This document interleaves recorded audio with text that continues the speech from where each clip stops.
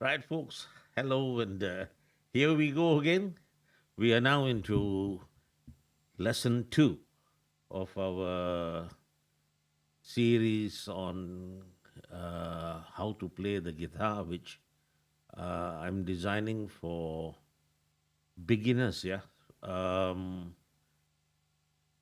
I'm trying to show a way to learn how to play the guitar that's fun and as well as educational in a way that I wish I had started learning the guitar in this way. Yeah.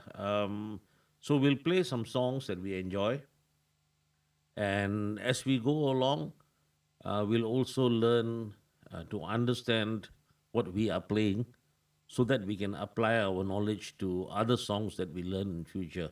Now, in lesson 1, you learned how to, excuse me, play a basic, simple song. And in lesson 2, I'm going to straight away go in and start showing you how to play a few songs. And hopefully, this gets you to enjoy the process of learning how to play the guitar. Yeah? The first song in this series is a very popular Bob Dylan song, Knocking on Heaven's Door. Mama, take this badge from me. I can use it anymore. It's getting dark, too dark to see. I feel I'm knocking on heaven's door. Knock, knock, knocking on heaven's door. Knock, knock, knocking on heaven's door. All right, we don't need to introduce the whole song here, but that's the first song that I'll be showing you. Um, the next song that I'll be showing you in this series, yeah, I'm just going to let you know what you're in for. It's a very popular Eric Clapton song, Wonderful Tonight. Yeah.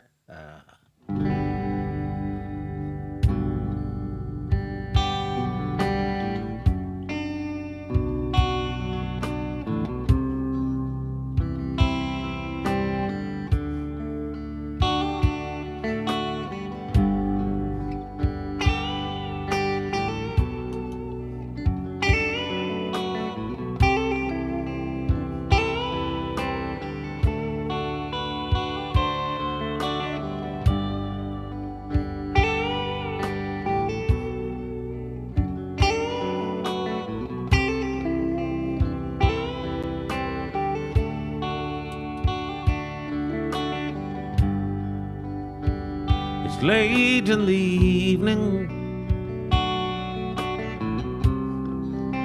She's wondering what clothes to wear.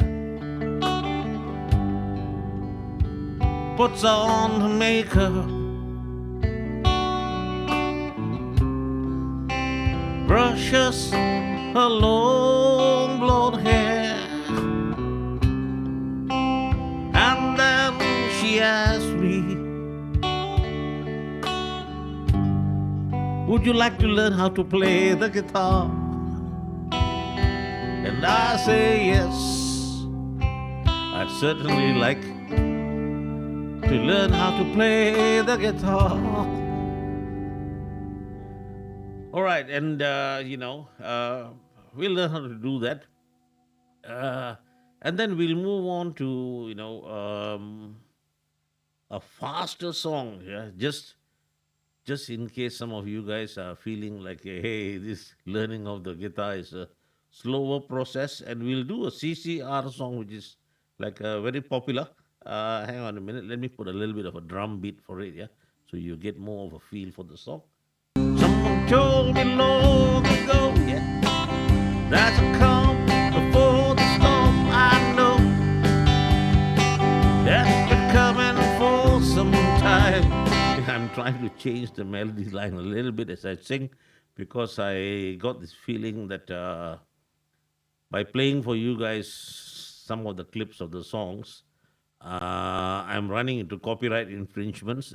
Now, if you had listened to my or seen my lesson number one, you will note that I had said that all of the music that we play is referenced around a certain structure, an organization, and this organization and structure is called the major scale. Now, if you've never heard of the major scale, it just means that you haven't seen my lesson number one video. Yeah, please go back to it because throughout this entire series of videos that I show and all the lessons, I'll keep on referencing that major scale. It's really the only scale you need, you absolutely must know. Otherwise, you will be unable to understand the music that you are playing, and you will just end up having to memorize every note of every song that you play. In order to play these songs, obviously you got to put your fingers and hold the chords, right? If you're an absolute beginner, in the first video, I showed you how to hold an E minor and an A, and then I hinted that some people might also be able to play an A minor and a D. For this series, you need to be able to play a few simple chords. If I start showing you how to play every simple chord, this series is going to drag on forever and ever and ever. And anybody who's not an absolute beginner is going to be like totally bored with this series. Yeah. So you got to go and do some groundwork and learn how to play a few chords, learn the finger positions for them. So now the one important thing is to be able to understand what you're doing. And I'm saying that in order to understand all of the explanations I'll be giving over this series, you must understand the major scale. Go and check it out again. The second thing is, even if you understood something, you might not be able to play it because your fingers can't move or it's too difficult, because this is a new kinds of things that you're doing. We don't naturally play the guitar in our everyday lives. We don't naturally put our fingers across two strings and stuff. So this is like a skill we need to learn.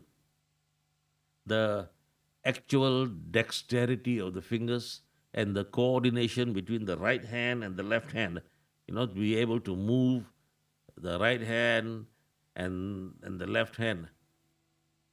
So you can only develop this dexterity if you practice the dexterity.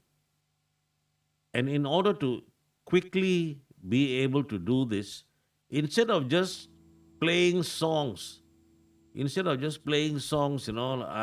always say, don't do that.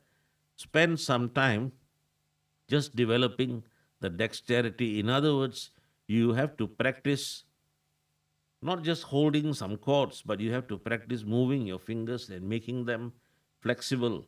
And so and so I always say spend some time doing some finger exercises. In this series, I shall be introducing some simple finger exercises that you can do, um, as well as some simple strumming exercises that you can do. You could like strum something like this, or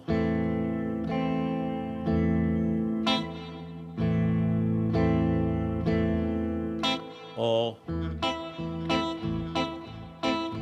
so these are all different kinds of exercises that you can practice to improve the right hand and the left hand's dexterity, and subsequently you'll be able to learn more songs even more easily. Um, then another thing which is like important is when you start learning songs and tunes and learning where to put your fingers, it's very helpful if you start off by humming or singing the notes that you are playing. For example, when I talk about the major scale, I gave you, like positions, and I said like 1, 2, 3, 4, 5, 6, 7, 8. It would be so much easier. For example, if I wanted to play 1, 3, and 5, 1, 3, and 5. I told you in my first lesson that the 1, 3, 5 is how a major chord is made. But just giving you the numbers and telling you that it's like trying to make you memorize a formula, which is maybe not quite such a nice thing. Yeah, when I started learning how to play the guitar, that's how we were taught and learn the formulas. Learn the formulas of the scales. But now I'm thinking, why not just make you remember the tune and the formula is in the tune, like 1, 3, 5. 1, 3, 5, 1, 3, 5, 1, 3, 5, 1, 3, 5. And some other day when you hear a song which goes dum dum dum dum dum dum dum dum dum, you say, "Oh, that's 1, 3, 5." You already know it. And then when you play your guitar or your whatever instrument you have, as long as you know where the one note is and where the three note is, where the five, you can play it away. Because when you heard that tune, you already remembered. You know. So it will be very good if you do that. And as we go into the songs, whenever I show you a lick or like a guitar kind of a part, which involves certain notes of the major scale, which I feel you should learn, I'll try to get you to sing it out or hum it out. You don't have to be a good singer or anything. You just need to be able to get into that note. And this, actually, if you're an aspiring singer, it will also help in your singing, because now you'll be singing along into the notes that are fundamental for that particular song. Yeah. So that's another skill that we will be developing as we go along the series. Yeah. But remember, you can't do 1, 3, 5, 1, 3, 5, 1, 3, 5 if you didn't know what 1 and 3 and 5 mean. So you got to go back to understand the major scale. Then if somebody says, I want to play a song, doom, doom, doom, doom, doom, doom, you say, oh, you just want the silly 1, 3, 5 thingy. Yeah, let's do it. What key do you want to do it in? And he says G. And you go, doom, doom, doom, doom, doom, doom. You can already sing it for him. Doom, doom, doom, doom, doom, doom, doom, doom, doom, doom. Because you knew what the 1, 3, 5 meant.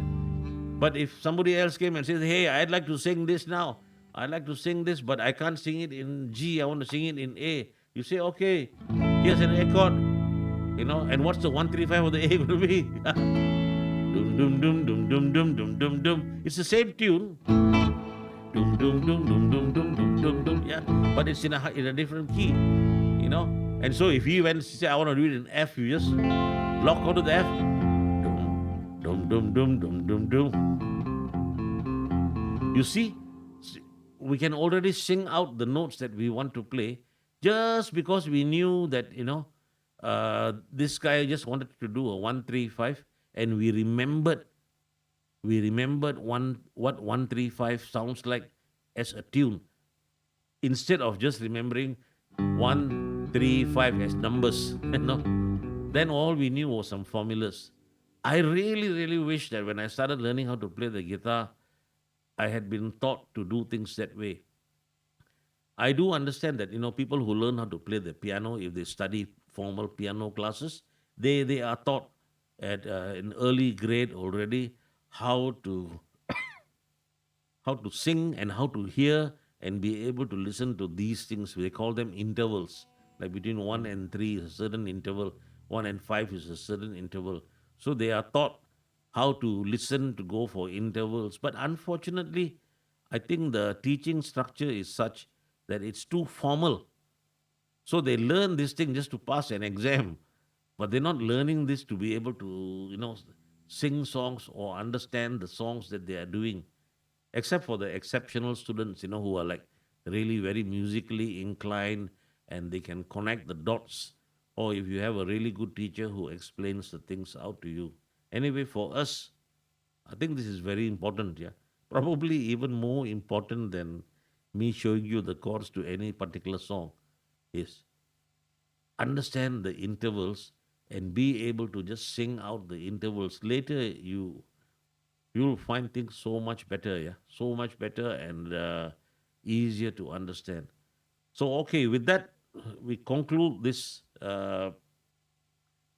part A, which is like just an introduction to lesson number two, and we'll go on to the next lesson, which is how to play the song "Wonderful." No, hang on, "Knocking on Heaven's Door." That was the first song I was going to show you. Yeah.